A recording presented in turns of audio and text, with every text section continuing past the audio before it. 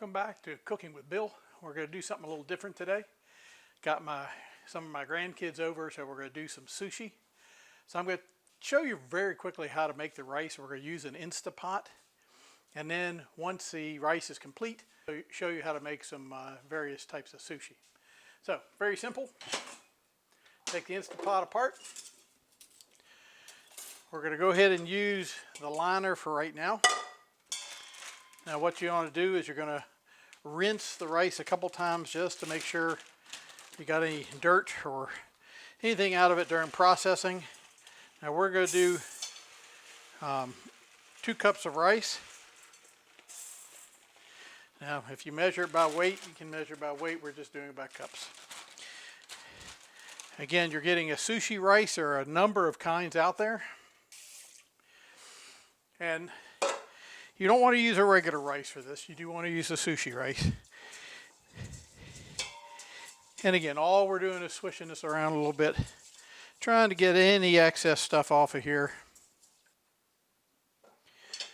Once it starts to get a little bit of a kind of creamy look to it, we're going to dump that water off. Okay, once you've got that all rinsed off, and again, you're using wet rice this time, we're going to use about 1.5 cups of water per cup of rice. Okay, so we put 3 cups of water, 2 cups of rice. We're going to go ahead and turn this thing on. Sorry, getting older, got to put on the glasses. And so what we're going to do is we're going to pressure cook. We want it on a normal, and we're going to have it on about a 17-minute. And we're going to turn off the keep warm, because we really don't need to have it keeping it warm afterwards. Now what this means is it's going to take about 10-15 minutes to get up to pressure. You want to make sure that your pressure nozzle is pointed towards the back. After 15 minutes of getting to pressure, it'll cook for about 17 minutes, and then it's going to take about another 15 minutes to come down from that pressure, so we can open it up and we can go ahead and be able to have the rice ready to use. So we'll get back to you after the rice is finished cooking, and we'll show you how to finish the rest. Okay, sushi rice is done. We've added kind of a vinegar, sugar, salt solution to it, and I'll put the directions on that on the screen. But if you look at sushi rice, it is actually, sushi is vinegar rice, so that's why you have that vinegar, sugar, salt combination. Now the next thing we're going to do is we're going to add some nori. Now nori is just a sheet of seaweed. Okay, you can buy a couple different kinds. Recommend the kinds that are made for sushi. They have others that are made for snacks and are a little bit drier, and they'll crack up as you try to use them. Now to make it pliable, we're going to come over here. We're going to put it over a flame just a few times.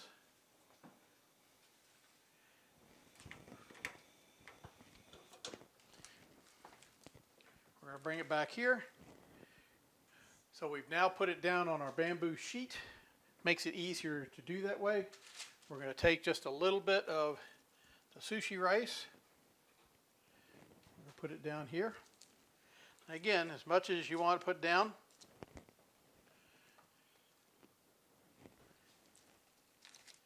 It's a very glutinous rice, so it's very sticky. But it is quite delicious.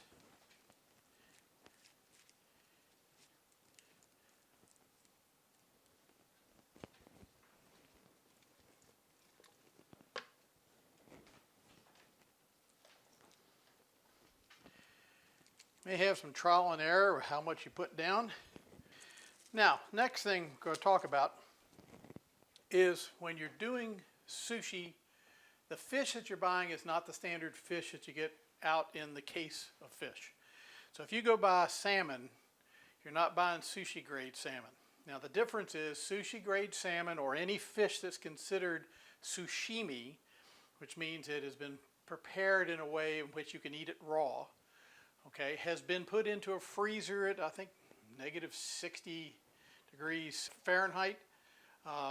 So it freezes any of the things within that fish.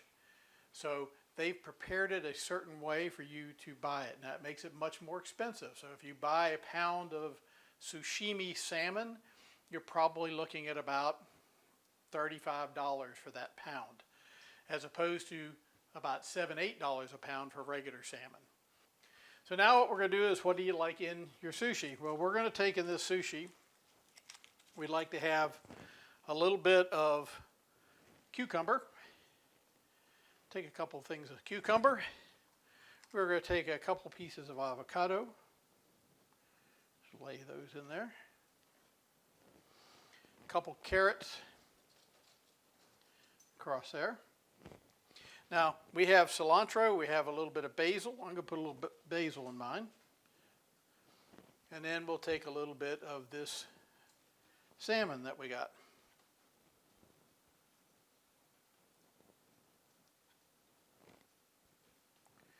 Now, once you get the salmon on, the way that you do a sushi roll is you start to roll it up, and you're going to be using this bamboo to make this nori come down very tight, and the tighter the better. So as you start to do it, you're going to roll that up tight, and then you pull that back a little bit, and then you're going to continue rolling it.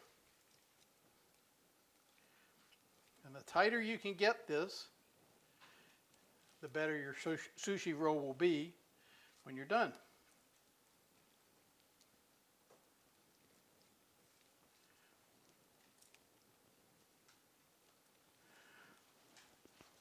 Now, what you can do at the very end, if your nori is a little bit dry, you can take a little bit of water and put it on that nori, and then it'll seal that up just fine. Once you've got this done, you've got yourself a roll here. Now you can see overstuffed. So once you've cut your sushi, you can then stack it, have nice little rounds for people to eat. And again, with practice, you'll make these look better and better. If you're making them for yourselves, who cares? But you'll have yourself some really nice sushi to eat. Pair with that a little bit of low salt sodium soy sauce, or you can use some dipping sauces. It'll make it a wonderful flavor, and I hope you enjoy this. So this is fresh sushi. This is Cooking with Bill. Now, subscribe, thumbs up, like, share me on Facebook. Let me know what you think, and we'll see you back in the kitchen.